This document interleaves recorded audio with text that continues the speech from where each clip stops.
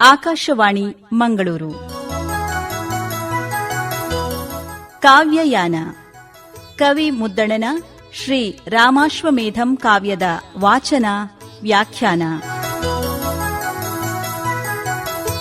ಈಗ ಕಾವ್ಯಯಾನದ 126ನೇ ಹೆಜ್ಜೆ.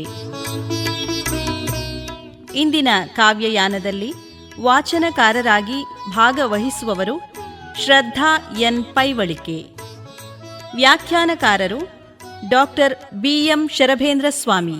ಶ್ರೀರಾಮನ ಅಶ್ವಮೇಧದ ಕುದುರೆ ವಾಲ್ಮೀಕಿ ಮುನಿಗಳ ಆಶ್ರಮವನ್ನು ಹೊಕ್ಕು ಆಶ್ರಮದ ವನವನ್ನೆಲ್ಲ ಹಾಳು ಮಾಡ್ತಾ ಇರುವಾಗ ಲವ ಆ ಕುದುರೆಯನ್ನ ಕಟ್ಟಿ ಹಾಕ್ತಾನೆ.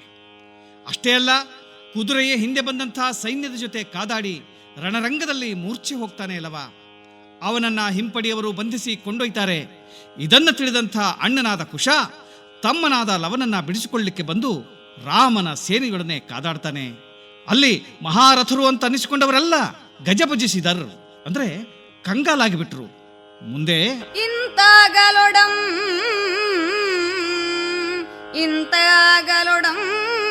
ಎತ್ತಂ ಸುಭುಜಂ ಲಕ್ಷ್ಮೀನಿಧಿ ಮುಂತಪ್ಪ ವೀರರುಂ ಸುಗ್ರೀವ ಸುಷೇಣರಾದಿಯಪ್ಪ ಮರ್ಕಟ ನಾಯಕರುಂ ಇರ್ತಂಡದಿಂ ಮಂಡಳಿಸಿ ಕಾದುವುದುಂ ಒರ್ವನೆ ಬಾಲನ್ ಅನಿಬರಂ ಮರಿಸಿಂಗನಾನೆ ವಿಂಡನೆಂತುಂ ಅಂತುಂ ಮಾಮಸಕದಿಂ ದೆಸೆಗಿಡಿಸಿದಂ ಕೆಲರಂ ಕಡಿದಂ ಕೆಲರಂ ಬಡಿದಂ ಕೆಲರನುಗಿದಂ ಕೆಲರಂ ಬಗಿದಂ ಕೆಲರಂ ಕುರಿದರಿದರಿದಂ ಕೆಲರಂ ಬಿಗಿದಂ ಕೆಲರ ನಿಟ್ಟಂ ಕೆಲರಂ ಬಿಟ್ಟಂ ಮೊನೆಯೊಳು. ಹೀಗೆ ಶತ್ರುಘ್ನ ನೆಲಕ್ಕೆ ಉರುಳಿ ಬೀಳ್ತಾ ಇದ್ದ ಹಾಗೆ ಸುಬಾಹು ಅನ್ನುವಂಥ ರಾಜ, ಸೀತೆಯ ಸಹೋದರನಾದಂಥ ಲಕ್ಷ್ಮೀನಿಧಿ ಮೊದಲಾದಂಥ ವೀರರು ಒಂದು ಕಡೆಯಿಂದ ಬಂದರು. ಇನ್ನೊಂದು ಕಡೆಯಿಂದ ಮರ್ಕಟ ನಾಯಕರು ಅಂದ್ರೆ ಕಪಿಸೇನಾಪತಿಗಳಾದಂತಹ ಸುಗ್ರೀವ ಮತ್ತು ವಾಲಿಯ ಮಾವನಾದಂತಹ ಸುಷೇಣ ಮೊದಲಾದವರು ಬಾಲಕನಾದಂತಹ ಕುಶನನ್ನ ಸುತ್ತುವರಿದು ಆಕ್ರಮಣ ಮಾಡಿದರು.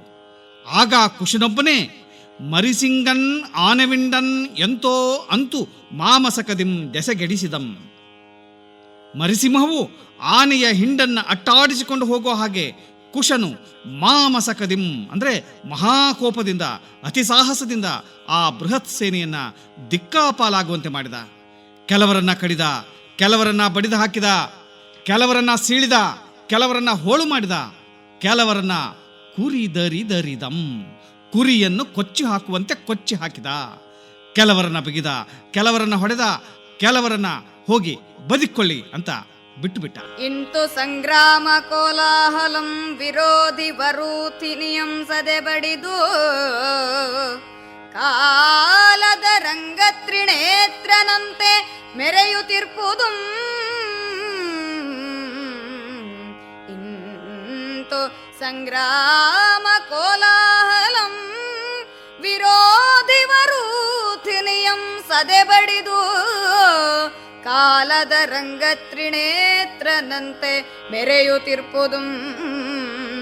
ಆ ವೇಳೆಗೆ ಮುಚ್ಚೆ ಓದಲವಂ ಕಿರಿದುಂ ಬೇಗ ಮೆಳ್ಚಿತ್ತು, ಕಿರಿದುಂ ಬೇಗ ಮೆಳ್ಚತ್ತು ತನ್ನ ಬಂದಿಗೆ ಬೆರಗುವಟ್ಟು ಎತ್ತಂ ನಿಟ್ಟಿಸಿ ಪಗೆಯೊಡ್ಡು ಬಕ್ಕಂ ಬಯಲಾದುದಂ ನೀಡು ಮೆಣಿಸಿ ಮುಂದೆಸೆಯೊಳಳಿದುಳಿದ ಜೋದರುಳ್ ಪೊಣರು ಅಗ್ರಜಾತನಂ ಕಂಡು ತಾನುಂ ಕೈದುಗೊಂಡು ಆತನಂ ಕಿಚ್ಚಂ ಗಾಳಿಯಂತಂತು ಕೂಡಿದಂ. ಕಿಚ್ಚಂ ಗಾಳಿಯಂತು ಅಂತು ಕೂಡಿದಂ. ಹತಶೇಷರೊಳಮೀಗಳ್ ಪಲಂ ವರ್ಗತಾಸುಗಳಪ್ಪುದಂ ಕಂಡು ಕಂಠಗತಾಸುಗಳೆಂತುಂ ರಣಕ್ಕೆ ಬೆಂಗುಟ್ಟೋಡಿ ಕಟ್ಟುರದಿಂ ಪೊಳಲ್ಗೆ ಬಂದು ರಾಘವಂಗೆ ಈ ವಿವರ ಮನರಿಕೆಗೈವುದುಂ ತನ್ನವರ ಪರಿಭವಕ್ಕೆ ಮನಮರುಗಿಯುಂ ತನ್ನವರ ಪರಿಭವಕ್ಕೆ ಮನಮರುಗೆಯುಂ ಪಗೆದ ಮಕ್ಕಳಿರುವರ ಏಳ್ಗೆ ವೆತ್ತ ಬಲ್ಪಿಂಗೆ ಬೆರಗಾಗಿಯುಂ ಮಕ್ಕಳಿರುವರ ಏಳ್ಗೆ ವೆತ್ತ ಬಲ್ಪಿಂಗೆ ಬೆರಗಾಗಿಯುಂ ದೀಕ್ಷೆಯೊಳಿರ್ದ ರಾಘವನ ನುಜಂಬೆರಸು ತಾನೆ ಪೊರಮಟ್ಟಂ. ಹೀಗೆ ಯುದ್ಧದಲ್ಲಿ ಕೋಲಾಹಲವನ್ನು ಎಬ್ಬಿಸಿದಂತಹ ಕುಶ ಶತ್ರು ಸೈನ್ಯವನ್ನ ಸದೆಬೆಡೆದು ಪ್ರಳಯ ಕಾಲದಲ್ಲಿ ಜಗದ್ರಂಗದಲ್ಲಿ ನರ್ತನ ಮಾಡುವಂತಹ ಮುಕ್ಕಣ್ಣನ ಹಾಗೆ, ಪ್ರಳಯ ತಾಂಡವವನ್ನು ಆಡುವಂತಹ ರುದ್ರನ ಹಾಗೆ ಮೆರೀತಾ ಇದ್ದ. ಆ ಸಮಯಕ್ಕೆ ಮೂರ್ಛೆ ಹೋದಂತಹ ಲವನಿಗೆ ಪಕ್ಕನೆ ಎಚ್ಚರ ಆಗ್ತದೆ. ತಂದನ್ನ ಬಂಧಿಸಿದ್ರ ಅಂತ ಆಶ್ಚರ್ಯ ಪಡ್ತಾನೆ ಲವ. ಸುತ್ತ ನೋಡ್ತಾನೆ, ಶತ್ರುಗಳ ಸೇನೆ ಧರಾಶಾಯಿಯಾಗಿ ಬಿಟ್ಟಿದೆ, ಬಕ್ಕಂ ಬಯಲಾಗಿದೆ.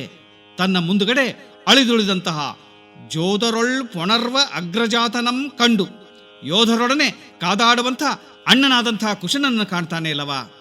ಕೂಡಲೇ ಲವನ ಮೈಯಲ್ಲಿ ವೀರಾವೇಶ ಸಂಚಾರವಾಗ್ತದೆ. ಕೂಡಲೇ ತಾನೂ ಕೂಡ ಆಯುಧವನ್ನು ಎತ್ತಿಕೊಂಡು ಅಣ್ಣನಾದ ಕುಶನನ್ನ ಸೇರಿಕೊಳ್ತಾನೆ.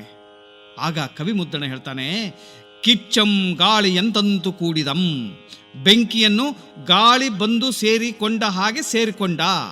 ಬೆಂಕಿಗೆ ಗಾಳಿ ಸ್ನೇಹಿತ ಇದ್ದ ಹಾಗೆ, ಬೆಂಕಿಗೆ ಗಾಳಿ ಬೀಸಿದ ಹಾಗೆಲ್ಲ ಬೆಂಕಿ ಇನ್ನಷ್ಟು ಜಾಜ್ವಲ್ಯಮಾನವಾಗಿ ಪ್ರಜ್ವಲಿಸ್ತದೆ.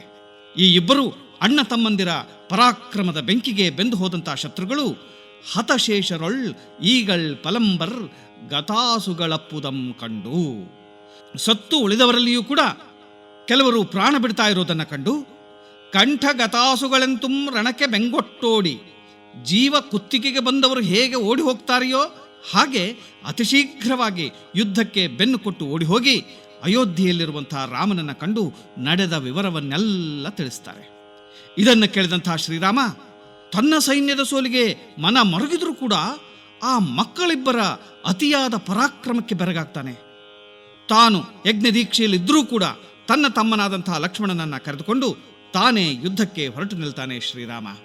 ಇಂತು ಕಡುವೇಗದಿಂ ಪಡೆಗೂಡಿ ನಡೆದು ಕಾಡನೆತ್ತಂ ಕವಿದೊತ್ತಿ ರಾಮ ಲಕ್ಷ್ಮಣರು ಓರೊಂದು ದೆಸೆಯೊಳಿರ್ದು ದಳಿವನೊಡ್ಡಿ ಮಕ್ಕಳಂ ಪಿಡಿಯ ಬರ್ಪುದು ಆ ಒಡ್ಡು ಗಾಳಿಯೊಡ್ಡಿನ ಮುಗಿಲೊಡ್ಡಾಯ್ತು ಬಾಲಕರೆದಿರುಳ್.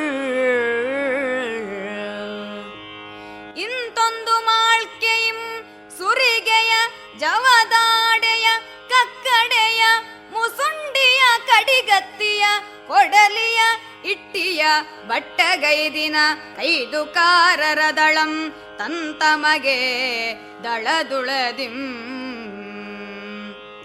ಕುಶಲವರೆಸುಗೆಯಿಂ ಸತ್ತುಂ ಮುತ್ತುಂ ಕಳಿದು ಮಳಿದುಂ ಪೋಪುದುಂ ಅಳಿದುಳಿದ ದಂಡಂ ತಂಡ ತಂಡದಿಂ ಪಿಂಡನಾಗಿಸಿ ಚಂಡ ಭಂಡನಕ್ಕೆ ನೂಂಗಿ ತಾಮಿರುವರುಂ ತೇರನೇರಿ ಬರ್ಪ ಗಂಡುಗಲಿಗಳಂ ಕಂಡು ಗಂಡ ಗರ್ವದಿಂ ಲವನ್ ಅಗ್ರಜಂಗೆ ಕಂಡಿರೇ ಅಣ್ಣ ಮೊನೆಯೊಳಗಳೆ ಮಿತ್ತಿಗೆ ತುತ್ತಾದ ತಮ್ಮವರ ಬೆಂಬಲಕ್ಕೆಂದು ಬಂದ ಬಲ್ಲಿದರಿರುವರಂ ಕಂಡಿರೆ ಅಣ್ಣ ಅಣ್ಣ ಕಂಡಿರೆ ಮೊನೆಯೊಳಗಳೆ ಮಿತ್ತಿಗೆ ತುತ್ತಾದ ತಮ್ಮವರ ಬೆಂಬಲಕ್ಕೆಂದು ಬಂದ ಬಲ್ಲಿದರಿರುವರಂ ಬೇರೆ ಬೇರಾಗಿ ರಥಮ நடர்ದು ಎಮಗೆ ಮುಮ್ಮೊಗಮಾಗಿ ಟಿವಿಯುಂ ಬರ್ಕುಂ ಈಗಳೆ ಮಗೆ ಸಮರಂ ಸಾಟಿಯಾಯ್ತು ಕಾಡದೆವ್ವಂಗಳ್ಗೆ ಬಲೆಯುವಂ ಕಿರಿಯನೊರ್ವ ನನಗೆ ಪಿರಿಯಂ ನಿಮಗೆ ಮಿಕ್ಕಿನ ಪಡಿಬಲಂ ಎನ್ನ ನಿಮ್ಮ ಕೋಲ್ಗೆಂದು ಪಸುಗೆಗೆಯ್ದು ಮುಂದೊತ್ತಿ ಬರ್ಪ ರಾಮ ಲಕ್ಷ್ಮಣರ್ಗೆ ಕಟ್ಟಿದಿರಾಗಿ ನಡೆದರು. ಹೀಗೆ ಕಡುವೇಗದಿಂದ ತನ್ನ ಸೈನ್ಯವನ್ನು ತೆಗೆದುಕೊಂಡು ಬಂದಂತಹ ಶ್ರೀರಾಮ ಕಾಡನ್ನು ಎಲ್ಲ ಕಡೆಯಿಂದ ಮುತ್ತಿಗೆ ಹಾಕ್ತಾನೆ. ರಾಮನು ಒಂದು ದಿಕ್ಕಿನಲ್ಲಿ ಸೈನ್ಯವನ್ನ ಮುನ್ನಡೆಸಿಕೊಂಡು ಬಂದ್ರೆ ಲಕ್ಷ್ಮಣ ಇನ್ನೊಂದು ದಿಕ್ಕಿನಿಂದ ಸೈನ್ಯವನ್ನ ತೆಗೆದುಕೊಂಡು ಬರ್ತಾನೆ. ಆ ಮಕ್ಕಳಿಬ್ಬರನ್ನ ಹಿಡಿಲಿಕ್ಕೆ ಸೈನ್ಯವು ಮುಂದೆ ಮುಂದೆ ಮುಂದೆ ಮುಂದೆ ಒತ್ತಿ ಬರ್ತಾ ಇರುವಾಗ ಆ ಒಡ್ಡು ಗಾಳಿಯೊಡ್ಡಿನ ಮುಗಿಲೊಡ್ಡಾಯ್ತು ಬಾಲಕರಿದಿರೊಳ್. ಆ ಸೈನ್ಯ ಬಿರುಗಾಳಿಗೆ ಎದುರಾದ ಮೋಡದ ಸಮೂಹದಂತೆ ಆಯಿತು. ಅಂದರೆ ಮಕ್ಕಳು ಬಿರುಗಾಳಿಯಂತೆ ಬರ್ತಾ ಇರುವಾಗ ಶ್ರೀರಾಮನ ಸೈನ್ಯ ಬಿರುಗಾಳಿಯ ಎದುರಿಗೆ ಸಿಕ್ಕಂಥ ಮೋಡದಂತೆ ಚದುರಿ ಹೋಯಿತು. ಆ ಸೈನ್ಯದಲ್ಲಿ ಕೆಲವರು ಸಣ್ಣ ಕತ್ತಿಯಾದಂತಹ ಸುರಿಗೆಯನ್ನು ಹಿಡಿದುಕೊಂಡಿದ್ರು, ಕೆಲವರು ಯಮದಂಡವನ್ನು ಹಿಡಿದಿದ್ರು, ಕಕ್ಕಡೆ ಎನ್ನುವಂತಹ ಬರ್ಚಿಯನ್ನು ಕೆಲವರು ಹಿಡಿದಿದ್ರು, ಮುಸುಂಡಿ ಆಯುಧವನ್ನು ಕೆಲವರು ಹಿಡಿದಿದ್ರು, ಕೆಲವರ ಕೈಯಲ್ಲಿ ಕಡಿಗತ್ತಿ, ಕೆಲವರ ಕೈಯಲ್ಲಿ ಕೊಡಲಿ, ಕೆಲವರು ಈಟಿ, ಕೆಲವರು ಚಕ್ರಾಯುಧ ಹಿಡಿದು ಬಂದಿದ್ರು. ನುಗ್ಗಿ ಬರುವಂತಹ ಆ ಸೈನ್ಯವನ್ನ ಕುಶ ಲವ ಇಬ್ಬರೂ ಕೂಡ ತಮ್ಮ ಬಾಣ ಪ್ರಯೋಗದಿಂದ ಸತ್ತು ಮುತ್ತಿ ಕಳೆದು ಅಳೆದು ಹೋಗುವ ಹಾಗೆ ಮಾಡಿಬಿಡ್ತಾರೆ. ಅಳಿದುಳಿದಂತಹ ಸೈನ್ಯವನ್ನ ತಂಡ ತಂಡವಾಗಿ ಗುಂಪುಗೂಡಿಸಿ ಚಂಡಭಂಡನಕ್ಕೆ ನೂಂಕಿ, ಅಂದರೆ ಪ್ರಚಂಡವಾದ ಯುದ್ಧಕ್ಕೆ, ಘೋರ ಸಮರಕ್ಕೆ ಆ ಸೈನ್ಯವನ್ನು ನೂಕಿ ರಾಮ ಲಕ್ಷ್ಮಣರಿಬ್ಬರೂ ಕೂಡ ರಥವನ್ನೇರಿ ಬರುವುದನ್ನು ಕಂಡಂತಹ ಲವ ತನ್ನ ಅಣ್ಣನಾದ ಕುಶನಿಗೆ ವೀರಾವೇಶದಿಂದ ಹೇಳ್ತಾನೆ, ಅಣ್ಣ ಅಲ್ಲಿ ನೋಡು, ಯುದ್ಧದಲ್ಲಿ ಆಗಲೇ ಮೃತ್ಯುವಿಗೆ ಆಹಾರವಾದಂಥ ತಮ್ಮವರ ಬೆಂಬಲಕ್ಕೆ ಬಂದ ಈ ಗಂಡುಗಲಿಗಳನ್ನು ನೋಡು.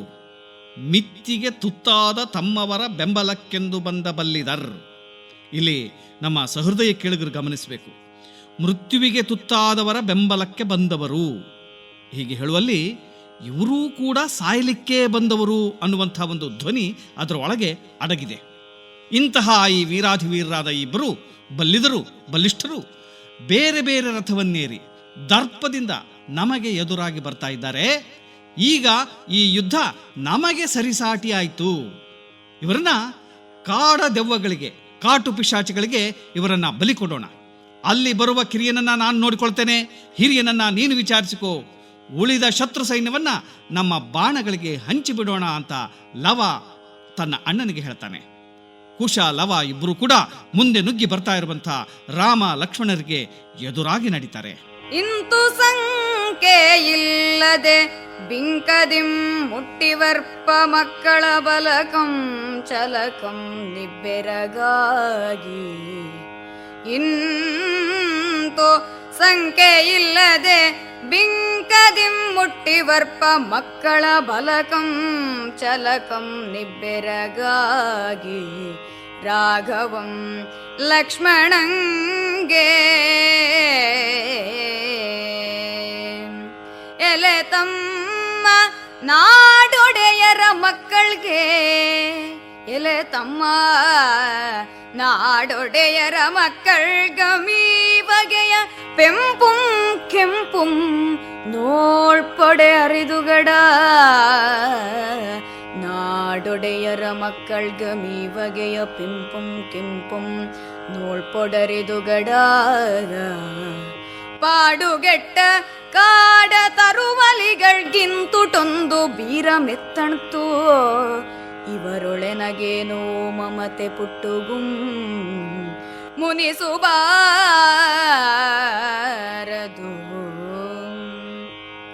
ಆರೆಂಬುದನಾರೈದು ಪೇಳೈ ಎಂಬುದು ಲಕ್ಷ್ಮಣಂ ತೇರ ನಡೆದು ನೂಂಕಿ ಬಿಲ್ಲ ಕೊಪ್ಪಿಂಗೆ ನಾರಿಯ ನಳವಡಿಸುತ್ತೆ ಕೋಲಂ ಸಂಧಿಸುತ್ತೆ. ನುಗ್ಗಿ ವರ್ಪ ಬಾಲಕರಂ ತಡೆದೋ ಎಲೆಲೆ ಮಕ್ಕಳಿರ, ಎಲೆ ಮಕ್ಕಳಿರ ನೀಮಾರ್ ಹಯಮಂ ಕಟ್ಟಿದಿರೇಕೆ, ಎಮ್ಮವರ ನಿದಿರ್ಚಿದಿರೇಕೆ, ಪೋಪಿರೆಲ್ಲಿಗೆ ತಡೆಯಿ ತಡೆಯಿಮೆಂದು ಬಿಲ್ಲನೇರಿಸಿದಂ.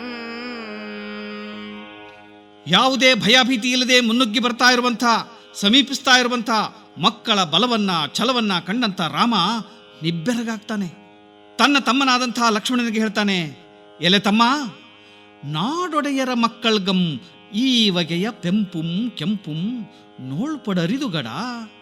ನಾಡೊಡೆಯರ ಮಕ್ಕಳ್ಗಂ, ನಾಡಿನ ಒಡೆಯರ ಮಕ್ಕಳಿಗೆ ಅಂದರೆ ರಾಜಕುಮಾರರಲ್ಲಿಯೂ ಕೂಡ ಇಂತಹ ಪೆಂಪು ಕೆಂಪು, ಧೈರ್ಯ, ದರ್ಪ, ಕೆಚ್ಚು ಕಾಣುವುದು ಕಷ್ಟ. ಅಂಥದ್ರಲ್ಲಿ ಪಾಡುಗೆಟ್ಟ ಕಾಡ ತರುವಲಿಗಳಿಗೆ ಇಂತುಟೊಂದು ಬೀರ ಮೆತ್ತಣಿತು. ಪಾಡು ಕೆಟ್ಟ ಈ ಕಾಡ ತಬ್ಬಲಿಗಳಿಗೆ ಇಷ್ಟೊಂದು ಪರಾಕ್ರಮ ಎಲ್ಲಿಂದ ಬಂತು? ಇವರನ್ನು ನೋಡಿದರೆ ನನ್ನೊಳಗೆ ಏನೋ ಪ್ರೀತಿ ಉಂಟಾಗ್ತಾ ಇದೆ, ಸಿಟ್ಟು ಬರ್ತಾ ಇಲ್ಲ. ತಮ್ಮ ಲಕ್ಷ್ಮಣ, ಇವರು ಯಾರು ಅನ್ನೋದನ್ನ ಸ್ವಲ್ಪ ವಿಚಾರಿಸಿ ಹೇಳುವಂತ ರಾಮ ಹೇಳಿದಾಗ ತಮ್ಮ ಲಕ್ಷ್ಮಣ ರಥವನ್ನೇರಿ ಮುಂದೆ ಬರ್ತಾನೆ. ಇದನ್ನು ಕಂಡಂತಹ ಕುಶಲವರಿಬ್ಬರು ಕೂಡ ತಮ್ಮ ಬಿಲ್ಲಿನ ಹೆದೆಗೆ ಬಾಣವನ್ನ ಹೂಡಿ ಲಕ್ಷ್ಮಣನ ಎಡೆಗೆ ನುಗ್ಗಿ ಬರ್ತಾರೆ. ಆಗ ಆ ಬಾಲಕರನ್ನ ಲಕ್ಷ್ಮಣ ತಡೆದು, ಏ ಹುಡುಗರ, ಯಾರು ನೀವು? ಅಶ್ವಮೇಧದ ಕುದುರೆಯನ್ನ ಯಾಕೆ ಕಟ್ಟಿದ್ರಿ ನೀವು? ನಮ್ಮ ಸೈನ್ಯದ ಜೊತೆ ಯಾಕೆ ಯುದ್ಧ ಮಾಡಿದ್ರಿ? ಈಗ ಎಲ್ಲಿಗೆ ಹೋಗ್ತಾ ಇದ್ದೀರಿ? ನಿಲ್ಲಿ ಅಂತ ಹೇಳಿ ಬಿಲ್ಲಿಗೆ ಬಾಣವನ್ನು ಹೂಡ್ತಾನೆ ಲಕ್ಷ್ಮಣ. ಆಗ ಲವ ಉತ್ತರಿಸ್ತಾನೆ, ಕಾವ್ಯಯಾನ. ಕವಿ ಮುದ್ದಣನ ಶ್ರೀ ರಾಮಾಶ್ವಮೇಧಂ ಕಾವ್ಯದ ವಾಚನ ವ್ಯಾಖ್ಯಾನ ಪ್ರಸಾರವಾಯಿತು. ಇಂದಿನ ಕಾವ್ಯಯಾನದಲ್ಲಿ ವಾಚನಕಾರರಾಗಿ ಭಾಗವಹಿಸಿದವರು ಶ್ರದ್ಧಾ ಎನ್ ಪೈವಳಿಕೆ. ವ್ಯಾಖ್ಯಾನ ಮತ್ತು ಪ್ರಸಾರ ಸಂಯೋಜನೆ ಡಾಕ್ಟರ್ BM ಶರಭೇಂದ್ರ ಸ್ವಾಮಿ.